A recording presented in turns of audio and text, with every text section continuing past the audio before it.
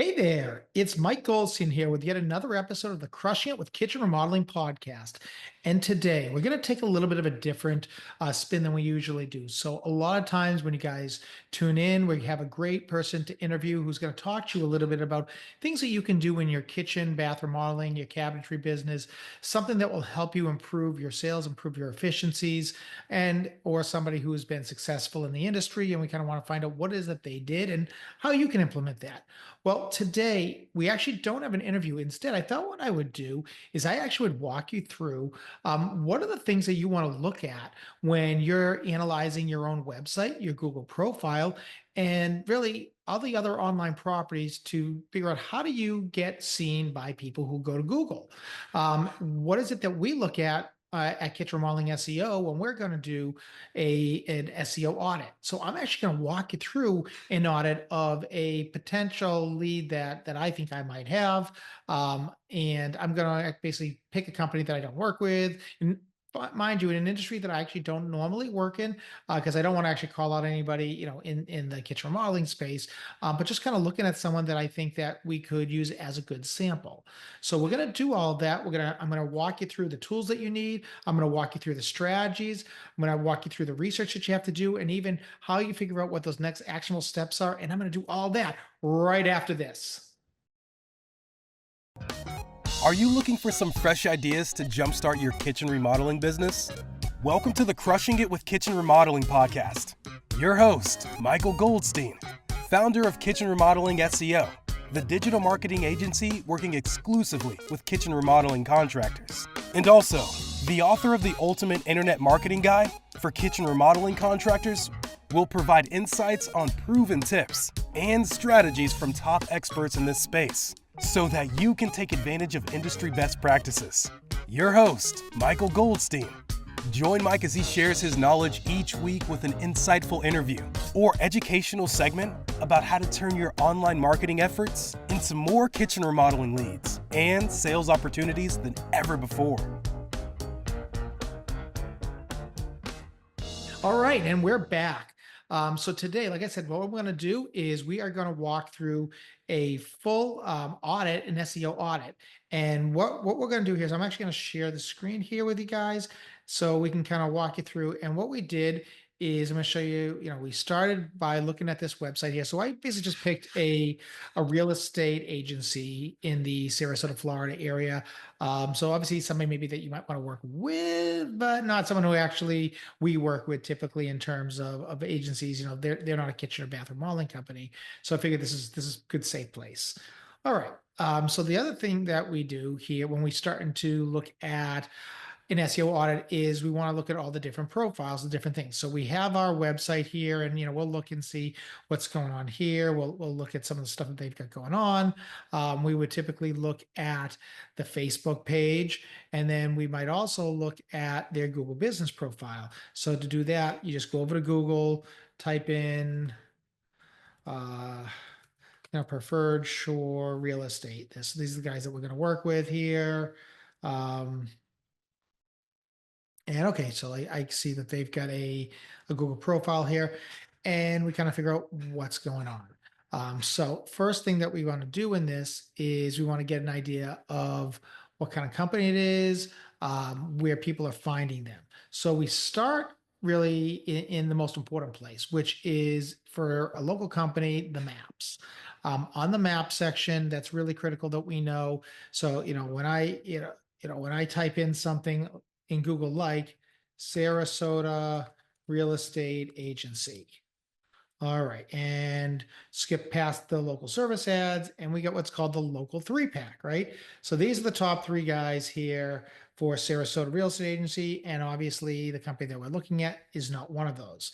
And if I click on show more, let me kind of scroll through and see if these guys show up here very well. After a quick search, it doesn't look like they're showing up. Here they are. So they're down, I don't know, like 10 spots or so. So what we do is the first tool I want to use is something called Local Falcon. And what Local Falcon does is it allows me to identify an area. So let's say in this case, 15 miles from the 15 miles from the center of where the company is. Now that might be a little wide, to be perfectly honest. Sometimes, depending on how competitive the marketplace is, you might want to go down to 5 miles. And then what the tool does is it lets me put in a search term. And based on that search term, depending on where somebody is standing, where their computer is at the time, where their cell phone is at the time, where does the map ranking show up? So what I did is I searched the term here, real estate agency in Sarasota, Florida. And here's the map of the Sarasota, Florida area. And you can see all these little red dots, and it tells me basically, what's happening. So this is actually where these guys are located. So they're in position 18. Pretty much doesn't look like they show up anywhere else. So, okay, what that's telling me that there's probably something going on. So definitely going to be a good place to dig in and do a little bit of an audit. And then the nice thing with Local Falcon is it actually gives you a little bit of an AI analysis, tells you a few things that are going on, tells you where you're ranking. Now, honestly, with something like this, I probably should have gone much narrower in my search. But then it gives you some tips, and it allows me to look at the competitors of these guys and who is ranking at the top. And then lets me see how many data points on that map they show up for. For example, Primetime Real Estate Inc. shows up 91.3% of the time on the map versus, these guys who are showing up, and we'll just scroll all the way down, see where they are. I'm going to keep, and typically with something like this, you got to scroll for a while. They're in position 98. So there's 97 of their competitors have better presence in the maps than they do in their area. And it shows that these guys show up 1.72% of the overall coverage.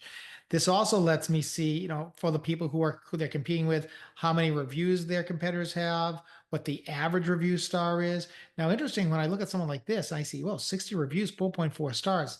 Something's going on there, right? Because they actually have a lot of reviews, and reviews typically do quite a bit for you.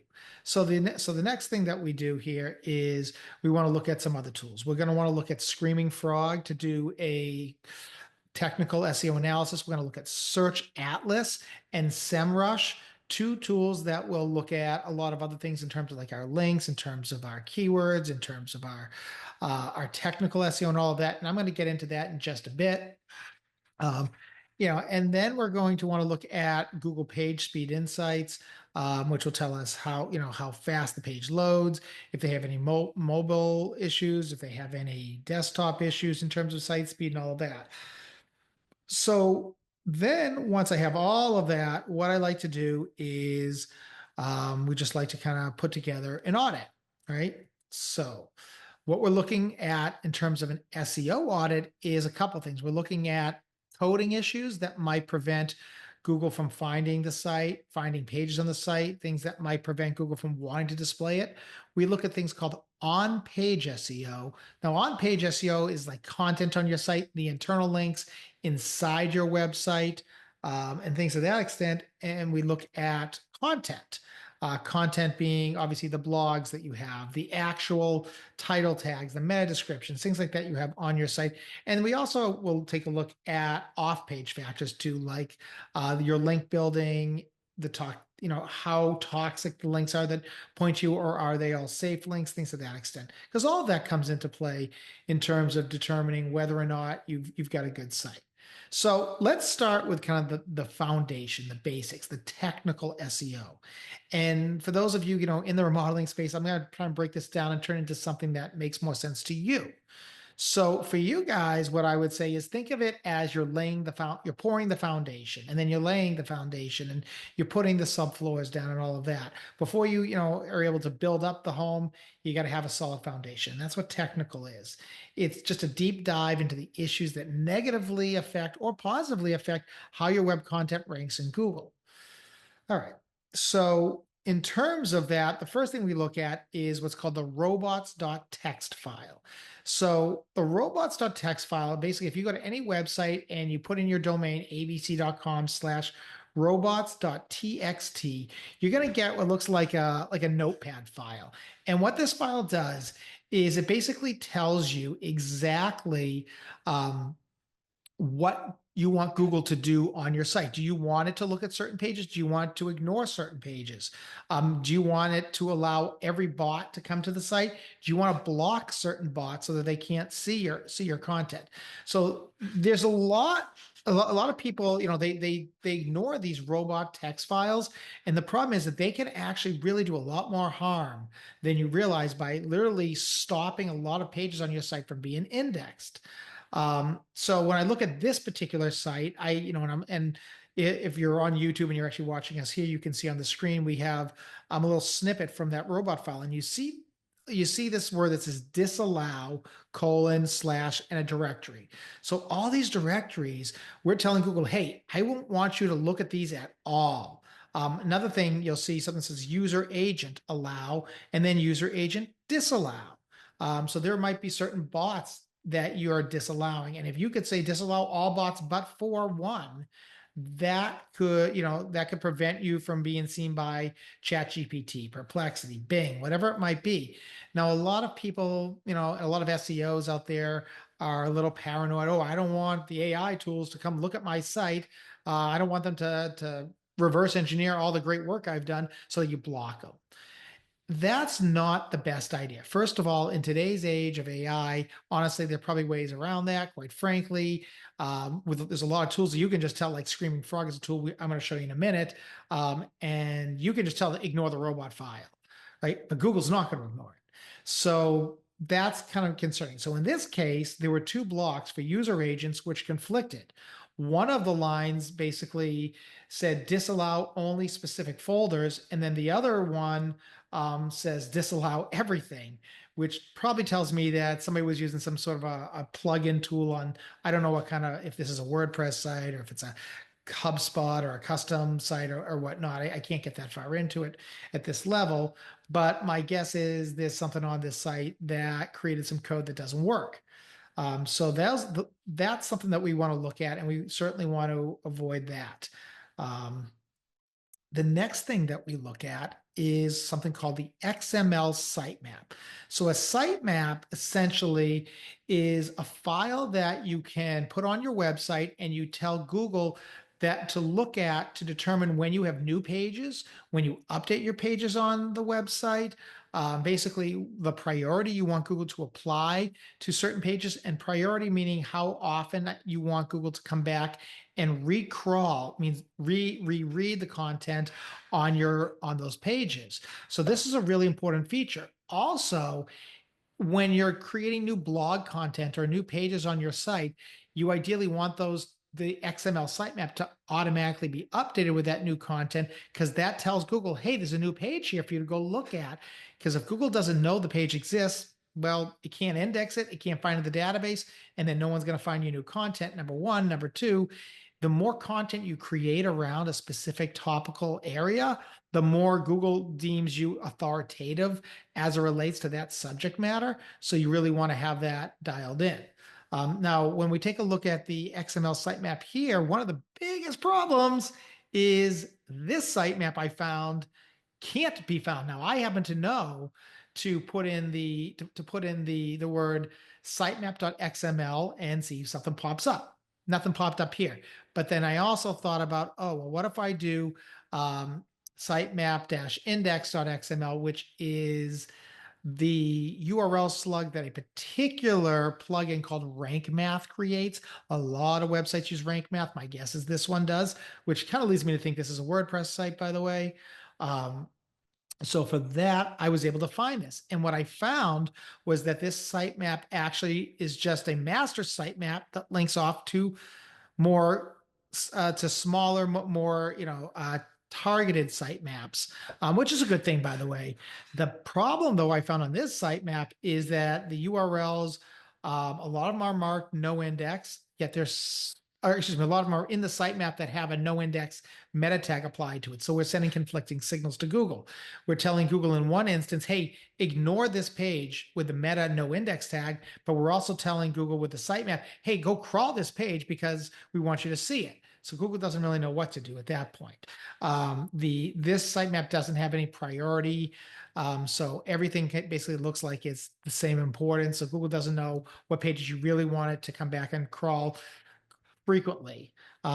This sitemap doesn't have a lot of little things, but the biggest problem that I found here is this sitemap is not actually on the website. It's being hosted through what's called a CDN, which is basically just a fancy way of saying all the content is being stored on a different server than most of the website files are. It's being stored on an Amazon cloud server.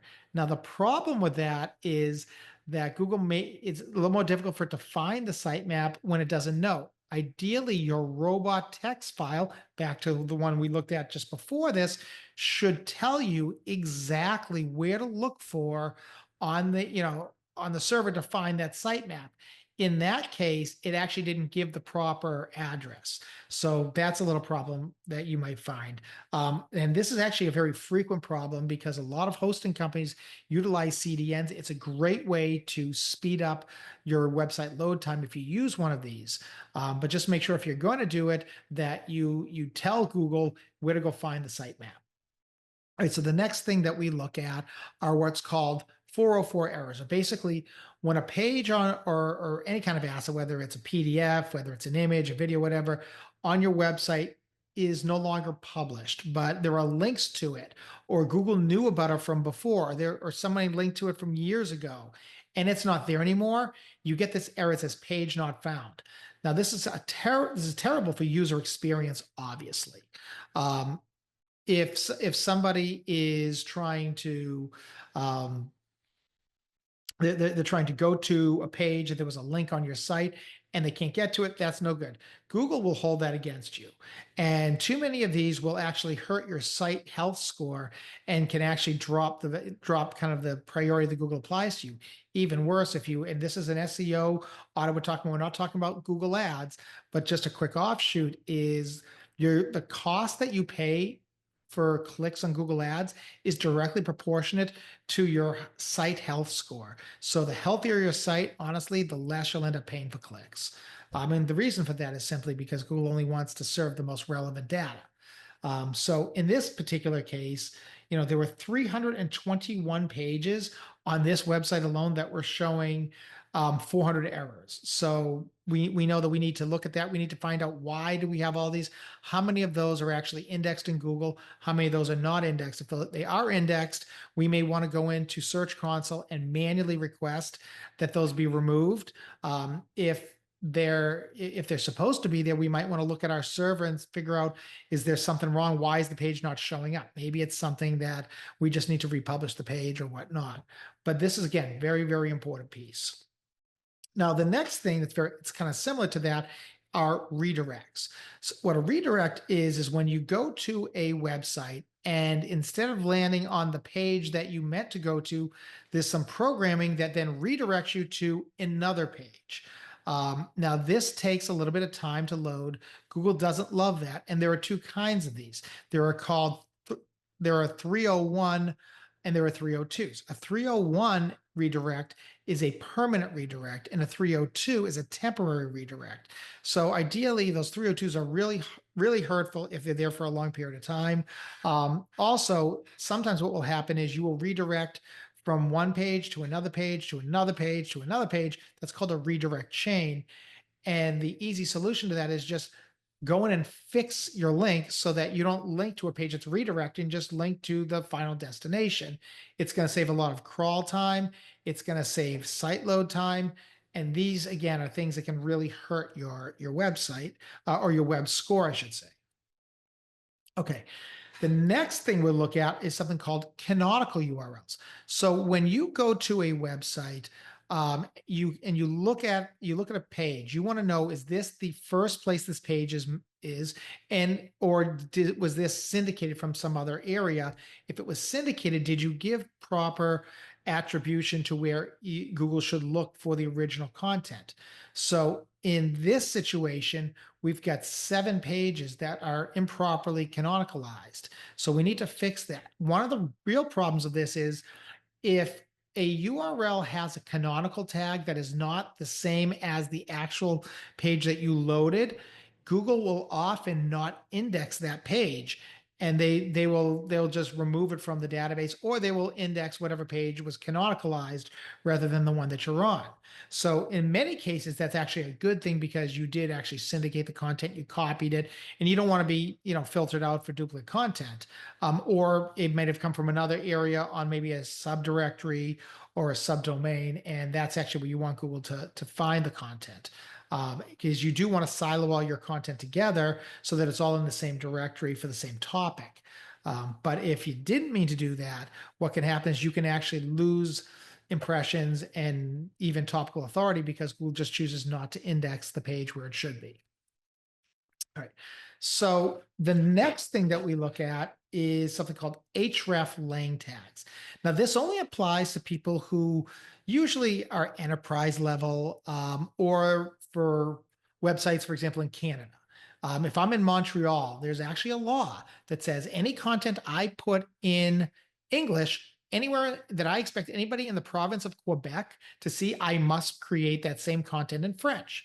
So what hreflang does is it tells Google that this page is actually meant to be read by people in the English language versus people in the French language or the Spanish language. So if you have a website with multiple pages of the same content but in different languages, there's always the chance that it could be filtered out. So what you want to do is you want to tell Google, hey, I know this is the same content on page A, page B, and page C. They're just in different languages, but these are actually meant for people only in who reading this language or only reading that language, or it's only meant for people in this country versus another country. So especially important if you're doing some sort of e-commerce and you've got to change a little bit of the content because you're maybe in the European Union and you're also in the US or you're in Canada or whatnot. So really, really important. If you don't have this type of language and you have the same content on multiple pages, there's a very good chance that your content is going to get filtered out. And what that means is that Google's going to decide where and which of the pages they should index, taking the power away from you. And that can often lead to having disjointed authority. All right. So the next thing we look at is paginated URLs. And that's really, really simply what that means is do we have something where we have a blog and we've got tags and categories. So maybe you've got 5 web articles all about cabinet refacing. And then you've got 10 articles about countertop installation. Well, maybe I'm going to create a category for cabinet refacing. So my blog will have links to all my content, but then I'll also have a category page, which only links to the blogs about cabinet refacing. So again, I've got a duplicate content issue. I've got the same content listed in multiple places. I want to be able to list, use my numbering system so that Google knows that I actually meant to do what I meant to do where I put the content. Another issue, really, really critical, is authorship. And what authorship is simply connecting a human being to content on your website. Now, Google has actually told us as far back as 2022, and way before they were doing this, they just didn't admit it until then, that they are going to be giving priority to content that is connected with a human being who we can demonstrate has experience and has expertise in a particular subject matter. So if I'm writing blog content or I'm writing a service page, I want to say this particular person is responsible for the content on that page, and this particular person is responsible because of their expertise. Then I want to create a link to their author profile. Their author profile then should have some coding called authorship schema, some same as schema, connecting their social profiles all in one place so that Google can see all the different things that that person has done to make them an expert. You could even go so far as to list off and link to, on their author pages to their licensing, to any education they have, things like that, which will just strengthen Google's understanding of the human being. So in this case, we have author pages on the site. They did a good job of that. But what they didn't do is they didn't have actually links to other related blogs that the author wrote, or links to resources, or they didn't have the background programming on the author page. So yeah, they had an author page that's good. You can't, it's a 3 out of 10, right? But you got to give Google the rest of the information. And if you're using something like WordPress, there are some great tools out there. There's a free plugin called Starbox. I suggest download that. Or if you're using Rank Math, you can create authorship in that. So a lot of different ways to create authorship without knowing all the technical aspects. Definitely something to look into. Okay, so the next piece that we look at, and we've been talking a lot about the coding, is something called schema. So schema is also known as structured data, and it helps search engines better understand the web content. Kind of think of it like a meta tag on steroids.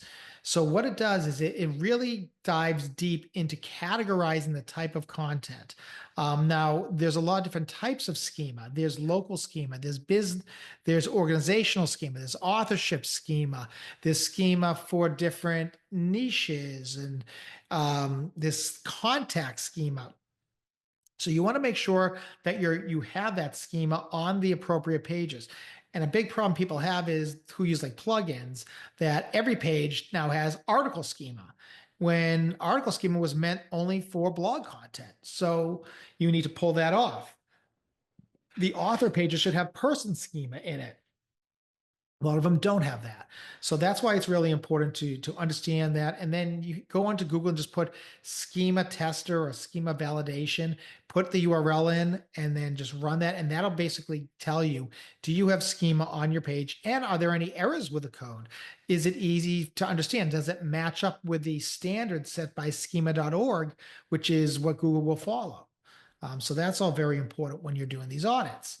And the next thing to look at are orphan pages and one link pages. So an orphan page basically is a page of content that's found on the website, but that that doesn't have any internal links pointing to it. So honestly, there's no way for Google to even know that page existed other than the fact that it might be in the sitemap. So those pages oftentimes do not get indexed. And if they do get indexed, even with really strong content, they don't rank very well because there's nothing pointing to them. It's not being connected to any other content on the site. Internal linking is a really easy, low-hanging fruit type of thing that allows you to help Google understand the topical relevancy of one page to another. So you want to avoid those orphan pages if at all possible. And we also often find pages with one link to it. And generally, it's a random link. It's usually because someone's using like a link whisperer or some other link building tool that they have on their WordPress backend that just randomly assigns a link somewhere. You want to avoid those too. Again, if you can create a silo of content, a cluster of content, and then have all of those different pieces internally linked to each other, much, much better. All right, so now we're going to get into something that affects your site speed and it affects your disability compliance, which deal with images. So when we're looking at images, we're looking at two things. First of all, we're looking at how large are the images. Are the images in WebP format or are they JPEGs? If they're JPEGs, you want to convert those to WebP because they're going to load faster. If the images are too big, it's going to slow down the site speed. So these are things that we want to obviously look at right away. The other is alt tags. Now, an alt is short for alternative text. When you roll your mouse over an image, you see a little yellow box pop up with the text of a description of what that image is. This is so that people who are visually impaired, they can use screen readers. Literally, like it's like Braille on a laptop, right? So you roll the mouse over an image, and the screen reader will tell you what the image is about. A lot of people forget to do this, or they don't apply descriptive alt text to their images. So there's really no way. Image 1 is not a good description. Image of male contractor standing in a modern kitchen refacing a white shaker cabinet door, much better description, right? So those are some of the things that we want to look at in terms of images. So this was all the technical stuff, and a little bit kind of went into site speed. Let's now talk a little bit about actual core vitals. These are the things that Google looks at to determine how quickly a site loads. So we're looking at a couple of things. We're looking at first content paint, meaning the first point in time when a user can see any page of content. We're looking at the largest content paint, the time until basically the full screen is visible. We're looking at time till the page becomes interactive.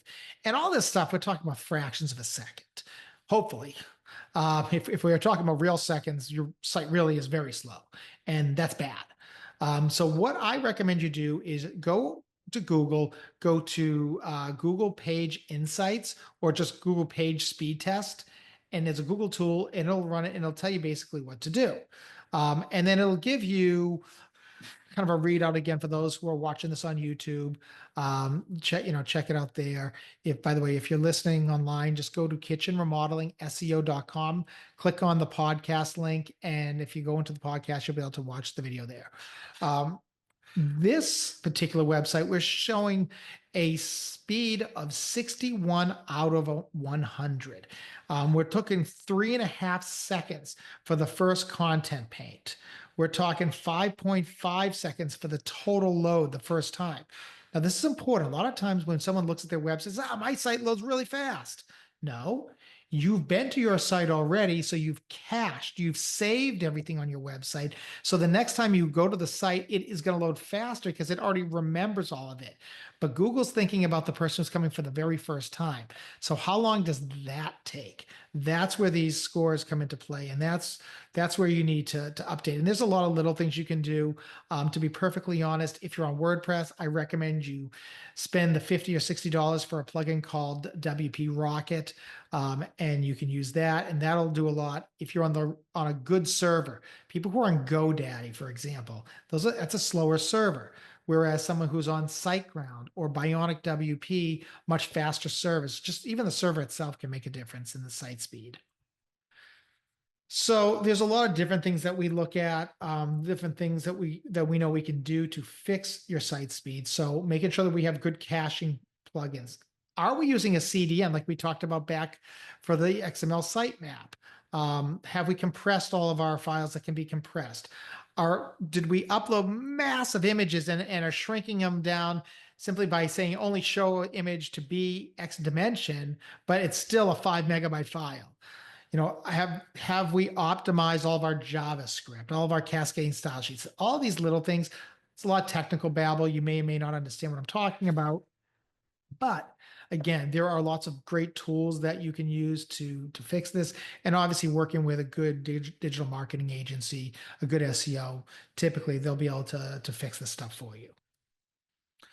So now let's talk a little bit about the content, about on-page optimization. So in terms of on-page optimization, you want to look at the most important thing on the page is the actual title.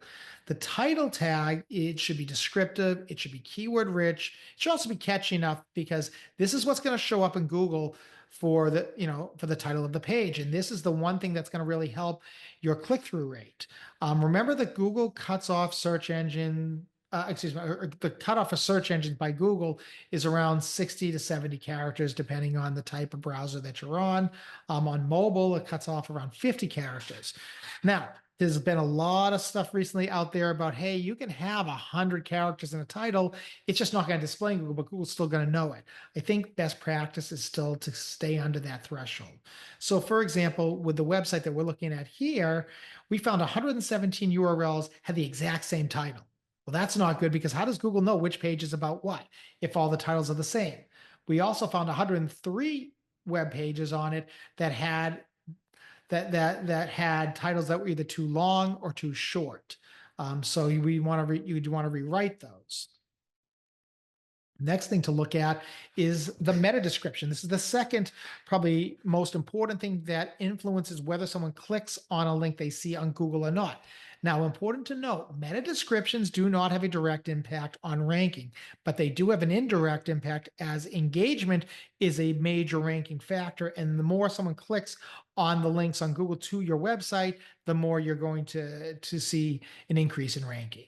So a meta description basically is just a description of what the page is about. You got 155 characters to tell Google that.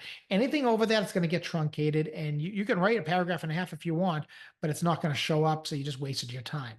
Now, on this website, the good news is we didn't find any pages that didn't have meta descriptions.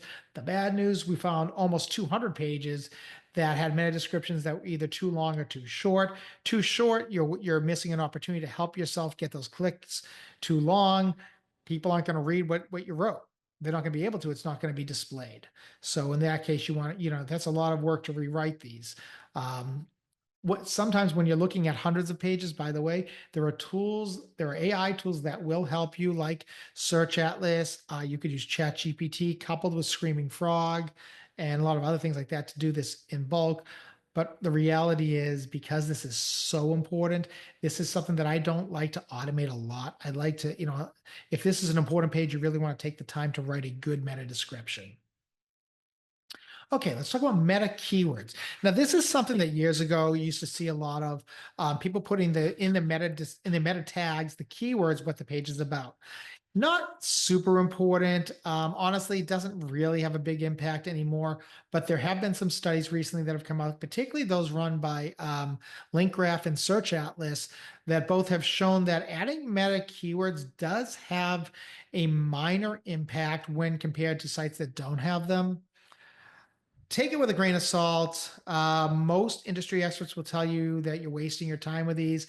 This is something where I probably would implement AI. Doesn't hurt to have them. So I would probably run these. Very, they're kind of similar to YouTube tags for video, except with YouTube, those tags actually do make a difference. All right. So once we get by the programmatic content, now let's look at the things that are right on the page, the section headings. And the primary section heading being the H1 heading, is the second most important piece of content on your web page after the title. It tells Google what it's about at a very high level. And when you want to use section headings like an organizational structure, so you have your H1, your H2, all the way down to H6. A lot of people use these H1, H2, H3 headings like formatting tools. These are not design tools. These are not tools that are meant to make your content look nice. These are tools that are meant to organize, and that's what Google's looking at. So what happens a lot of times, because the H1 tag is the biggest, I've seen people use this 3, 4, 5 times on a page.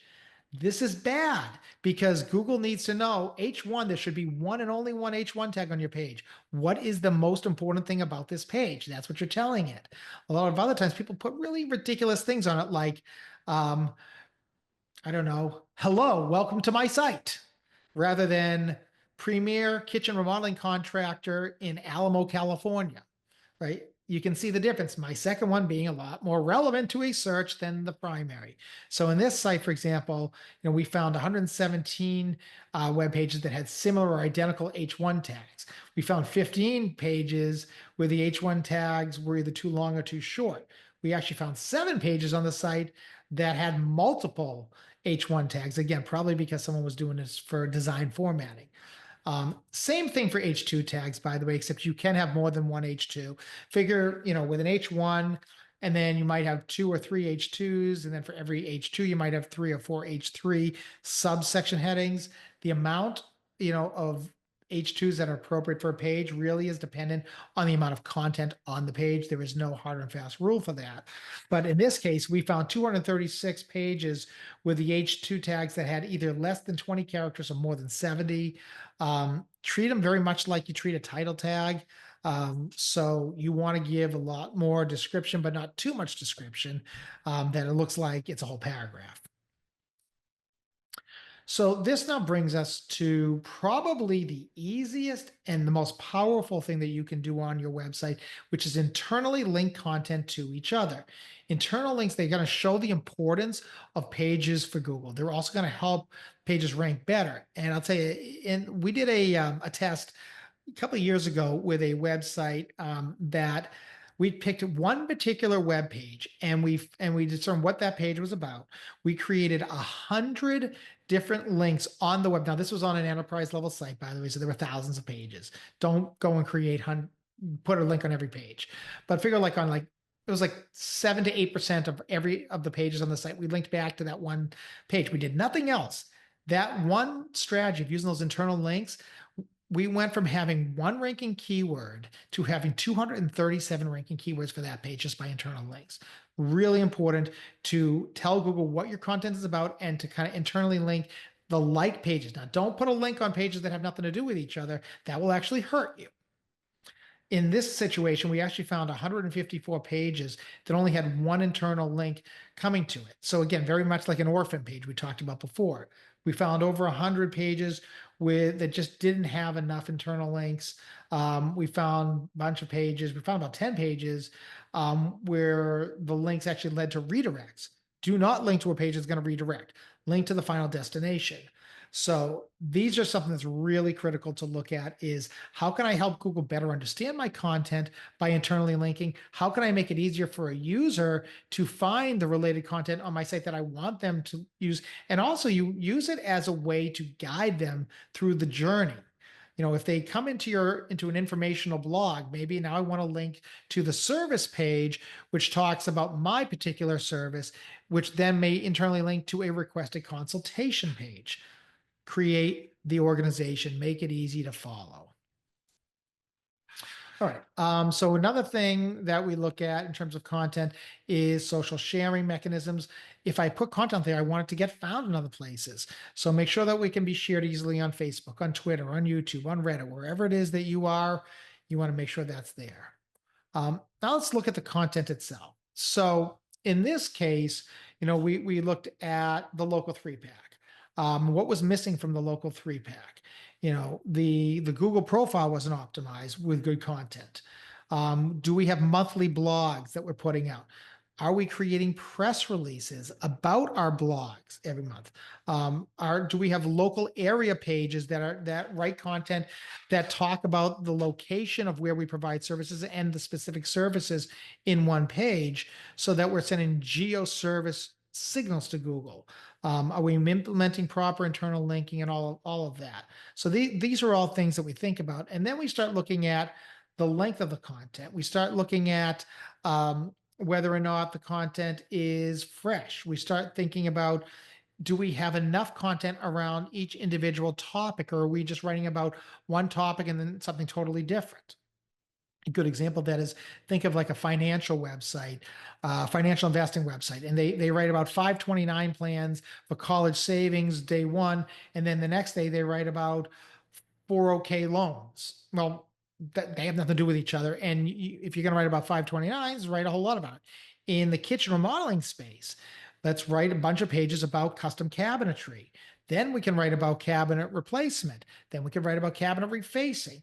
Then we can write about the different style doors. All of it, we want to really create lots of content around the same topic. So that's going to be important. And then we're going to look at the uniqueness of the content. The content of any 2 pages needs to be a minimum of 60% different from each other. Otherwise, you run the risk that Google is going to filter out one of those pages and they're going to deem it duplicate. Even if your content is only, is 20%, similar, you run the risk, but it's not as likely. But if your content is 80% similar, you can almost guarantee that as Google starts to crawl it, they'll say, nope, we're going to pick which one we think is more important, and we're just going to completely ignore the other one. Now that brings us to the final, probably the most important thing that you can do off your website is looking at your link building program. Or do you have one? So what I like to do is I like to go to SEMrush, I like to go to Search Atlas, and I like to run some reports to see how many websites link to my website. How many of those, how many referring domains are there? So in this case, we saw that there was 6,100 backlinks to this website. That's pretty good. It's a lot of links. However, we noticed that there's only 317 referring domains. But that means that the average website that links to this site here links 20 times. Now, I think that sounds like they're buying citations and directories, or they're using some very bad AI program to create a lot of links on very low level websites, possibly even toxic sites. So that's something we want to be aware of. we would take a look at the charts to kind of look at over time what's happened, how many referring. Now, the good news is here when I look at this, looks like their referring domains are increasing pretty well. The bad news is the amount of links that they had tons and tons and tons of links at one point. It really went down and hasn't really built back up that much since then. But then the next thing, and this is something that you could only do with the SEMrush tool. Sorry, it is kind of a pricey tool, guys, but it is well worth it for this. And this one area alone is the toxic backlink score. So we're going to do an analysis of all the websites that link to us. Are those websites good websites? Are they bad websites? So, I mean, there's bad stuff in terms of like we call money terms like pornography, gambling, anything that's offering loans, things like that. That's just obvious spam. We know that.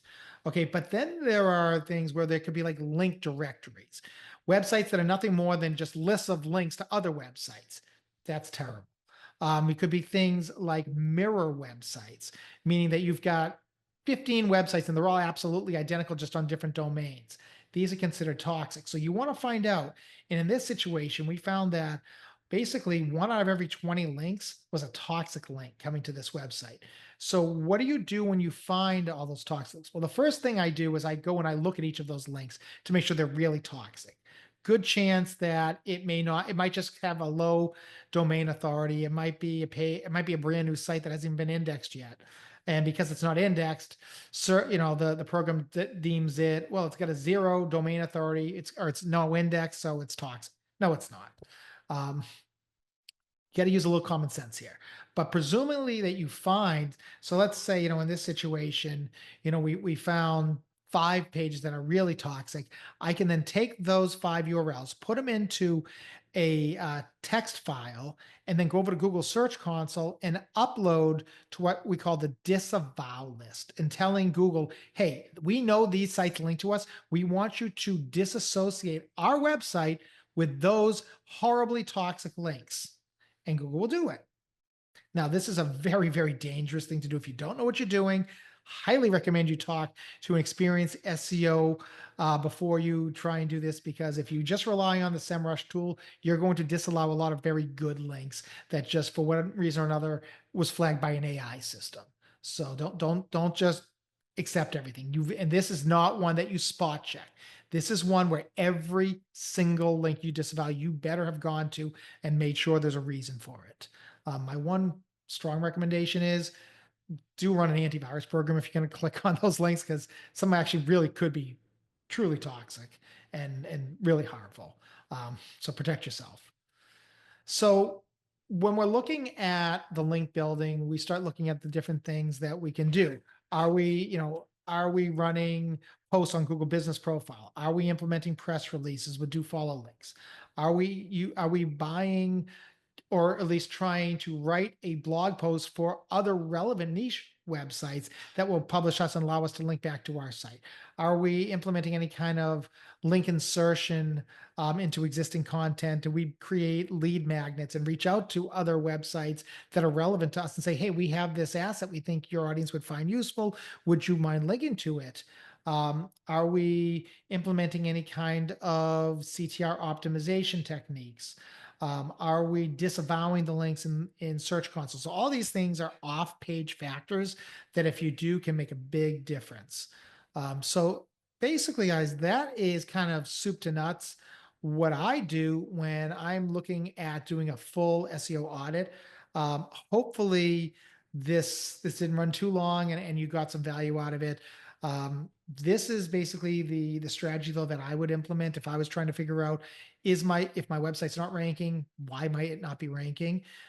If you'd like to learn more about this, always feel free to reach out to me anytime you want. Check me out online at kitchenremodeling.seo.com. Give us a call at 339-645-9461. Respond, comments if you're on YouTube.